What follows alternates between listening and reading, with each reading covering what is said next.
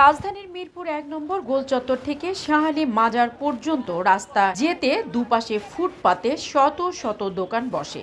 Main রোডে ৭০% জায়গা দখল করে বসেছে দোকানের পর দোকান। শোনা যাচ্ছে ফুটপাতে সেসব দোকান থেকে চাঁদা তোলেন স্থানীয় বিএনপির কিছু নেতাকর্মী ও সন্ত্রাসী।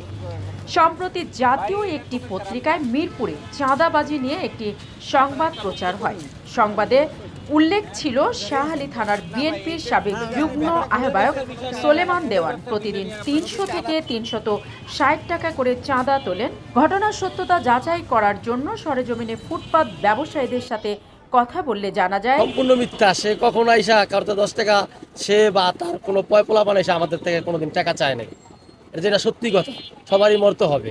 আমাদের থেকে কোনোদিন 1 টাকা চায়ও নাই, আসেও নাই ফুটে সে।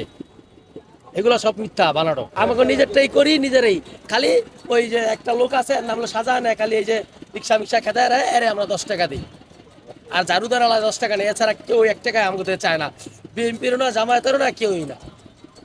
যদি কেউ বলে এটা সম্পূর্ণ মিথ্যা, আর এটা যদি কেউ থেকে গোপনে নেয় সেটা আমরা জানি না। তো আমরা দেখা যায় এখানে যখন ব্যবসা করি, আমাদের একটা নির্দিষ্ট একটা স্থান যদি দেয় সরকার, তাহলে আমরা সেখানে যাব।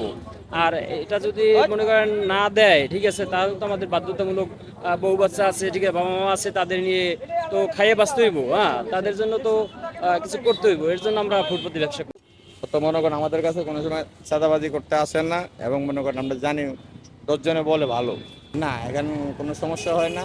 এখন মনে করেন আমরা আছি, ভালো আছি। সরকার যেটা উদ্যোগ নিয়েছে, সরকার তো জনগণের জন্য ভালোই চায়, জনগণের জন্য সরকার ভালো চায়, কিন্তু যে যেটা ভালো মনে করে সেটাই ভালো হবে। আমি এই জায়গায় সত্যি প্রায় 5 বছর মানে ওটা আমাদের দোকান, ওই হিসাবে সামনে আমাদের দোকানের সামনে আমরা করতেছি। ডিএমপির সদর দপ্তরে ঊর্ধ্বতন কর্মকর্তাদের সাথে গত ৪ মার্চ মতবিনিময় সভায় স্বরাষ্ট্রমন্ত্রী সালাউদ্দিন আহমেদ বলেছেন, চাঁদাবাজির একটি তালিকা প্রস্তুত করে তাদের বিরুদ্ধে আইনি ব্যবস্থা নেওয়া হবে। বর্তমান সরকার মাদক, সন্ত্রাস, চাঁদাবাজির বিরুদ্ধে জিরো টলারেন্স ঘোষণা করেছেন।